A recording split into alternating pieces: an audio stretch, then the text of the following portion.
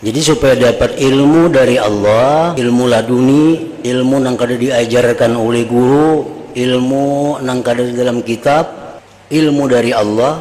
Yang kedua supaya bisa beribadah teratur, istiqamah terus menerus. Satu, jangan makan kecuali sudah merasakan adanya lapar itu. Yang kedua, tidak tidur kecuali sudah mengantuk.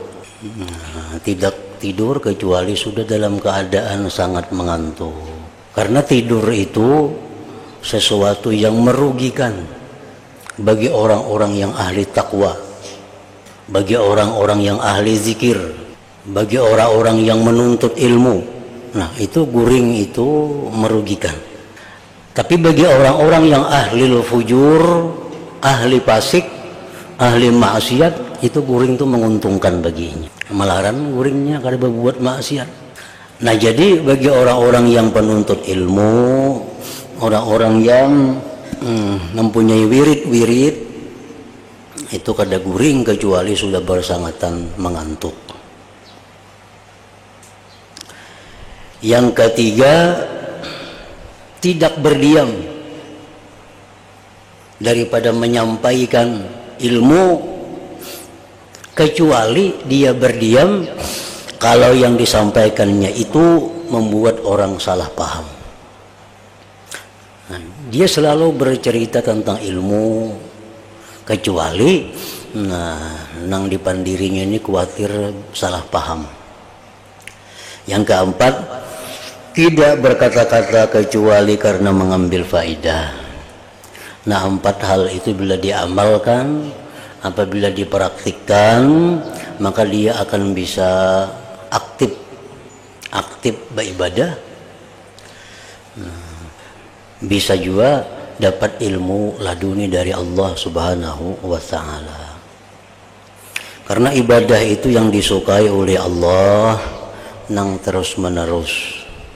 Ibadah itu yang dicintai Allah nang terus menerus walaupun sedikit. Nah, kayak apa caranya supaya kau beribadah terus menerus tuh? Nah, yang tadi 4 macam tadi. Misalnya kita tengah malam biasa bangun pukul 3, pukul 4, sembahyang 2 rakaat, tapi terus tiap malam bila pukul 4 bangun sembahyang 2 rakaat, pukul 4 bangun sembahyang 2 rakaat. Nah, itu disukai oleh Allah. Disukai oleh Allah daripada orang yang beramal mulai pukul 2, tapi kadang-kadang kena malam esok kada beramal, kadang-kadang malam esoknya kena perai. Nah, itu Allah kada suka. Allah suka tuh beribadah sedikit tapi terus menerus, rutin aja, rutin ibadahnya, rutin waktunya, jangan dipindah-pindah ibadah itu. Contohnya apa? Sembahyang itu tetap waktunya.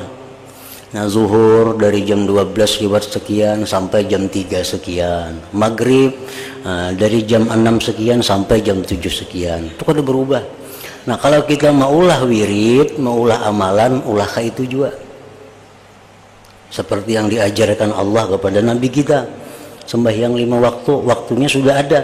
Nah, kita ulah, kita beramalan. Misal aku malam tuh bangun antara jam 3 sampai jam 4. Nah, ulah di situ waktu. Jangan dipindah-pindah, kayaknya ke pukul 2, kayaknya ke pukul 4, kayaknya ke pukul 1, jangan. Nah, Allah kada ketuju kayak itu. Dan itu perbuatan, pekerjaan sulit. Sulit. Beramal itu mudah, mau sekali-sekali. Beramal itu mudah, kalau sekali-sekali hampir beramal nyaman aja. Tapi kalau sudah terus menerus, nah itu menemui hambatan, menemui rintangan. Supaya jangan ada rintangan, ada halangan, nah amalkan 4 tadi. Makan bila sudah merasa lapar, guring bila sudah mengantuk benar. Berdiam kalau berkata-kata itu kada ada faedahnya. Nah, berkata-kata, jika berkata-kata itu ada faedahnya.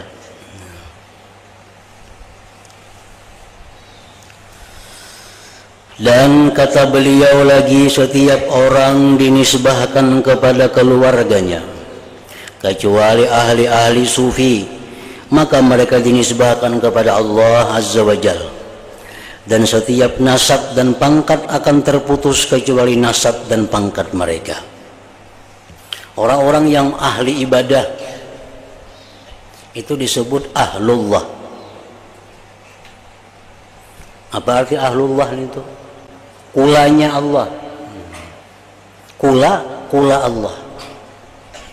Setiap kula itu putus pada hari kiamat. Anak lawan bapak, bapak lawan ibu, di hari kiamat itu berhamburan. Asli-aslinya kada mengakui, kem kada anakku, kem kada biniku, kem kada lakiku. Kenapa?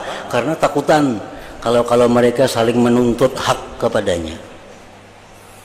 Nah, jadi nasab itu terputus pada hari kiamat.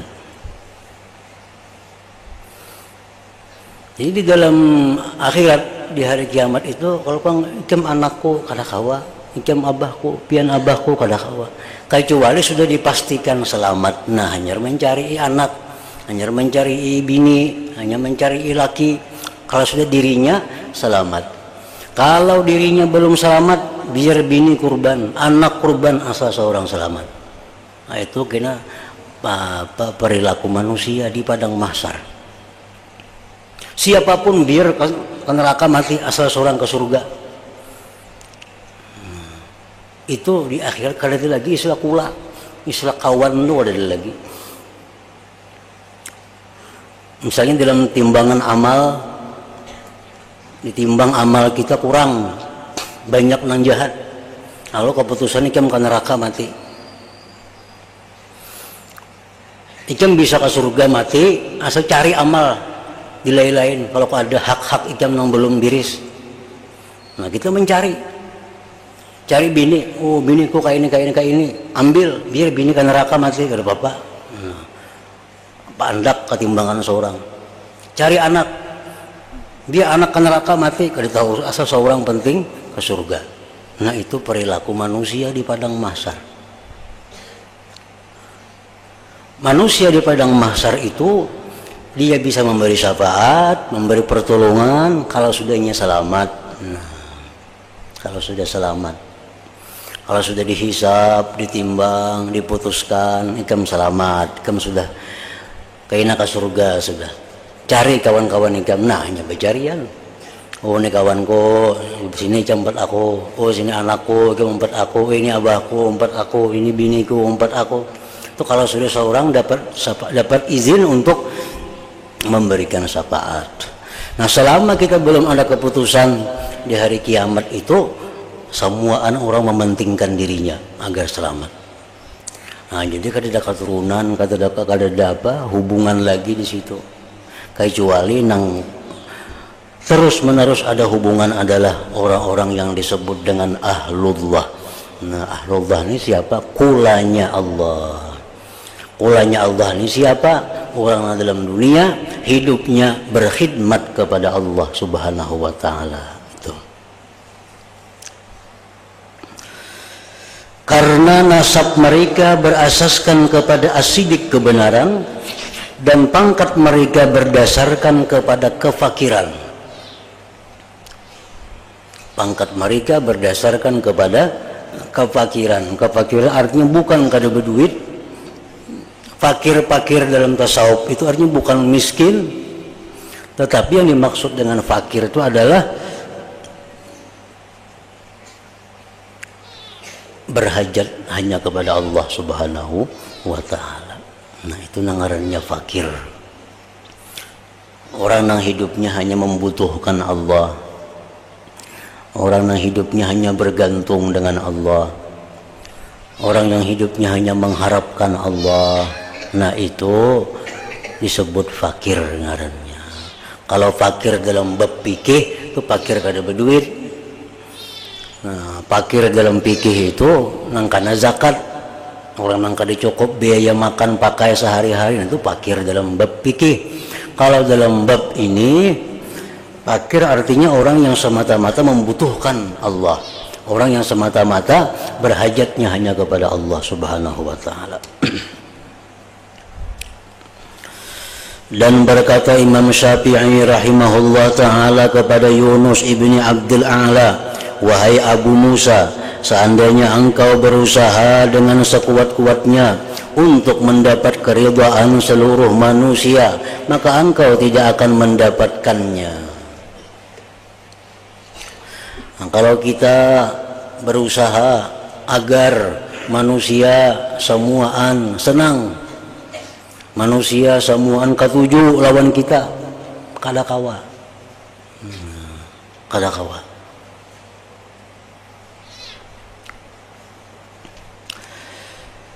Maka engkau tidak akan mendapatkannya. Nangapakah? Bapakayangkah supaya orang katuju semua lawan pakaianku? Kada kawa, pasti ada nang kada katuju. Masakankah supaya orang katuju semua lawan masakanku? Pasti ada nang kada katuju. Perkataan katutur kata kah? Bapik sudah bertutur kata supaya orang katuju semuaan? Pasti ada nang kada katuju. Nah, jadi ridwan nas ghayatun la tudrak. Mencari keridhaan manusia itu satu kesudahan yang tidak akan diperdapati. Kada kawa. Kita bisa bisi duit, kada tak hitung lagi, sugih lah. Lalu kita bagi sekampungan nih, kita bagi sekampungan ini rata 1 juta tiap rumah 1 juta, 1 juta.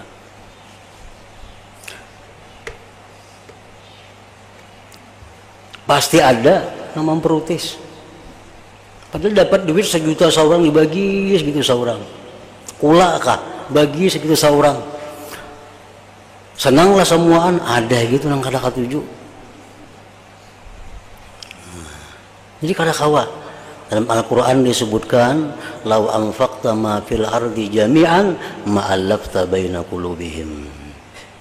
Jikalau engkau wahai Rasul memberikan kepada mereka seluruh apa yang ada di muka bumi, tetap engkau kada akan bisa menyatukan hati mereka. Anak aja misalnya anak 4-5 bagi rata semuaan, ada jangan kada katuju. Emang ada cocok bagiannya sama. Aku tak sakit dia hidup pada inya. Di kampung bagi 1 juta semuaan. Dikira asa pas sudah, ada jadi kena mengeritik. Masa mah dia pada 1 juta, aku aja 4 anaknya saya kungannya 1 juta jadi beri. Nah, ada juga salahnya. Jadi kada kawa, jangan hendak mencari keridhaan manusia. Bertutur kata jangan hendak mencari keridhaan manusia. Bapakayang jangan hendak mencari keridhaan manusia. Apapun jangan hendak mencari keridhaan manusia, karena pasti ada nang kada katuju, ada nang kada ridha. Nah, oleh karena itu maka yang perlu hanyalah supaya engkau mengikhlaskan amalanmu dan niatmu karena Allah Ta'ala. Itu aja. Yang penting Allah Ta'ala itu ridha lawan seorang manusia. Sarai lagi kita berpakaian, kita berbuat, kita bertutur kata, tujuan kita adalah supaya Allah itu ridha. Nah, lain pada Allah tasarah, hendak ridha terima kasih, hendak kada ridha minta maaf. Jangan hendak dicari keridhaan selain Allah Ta'ala.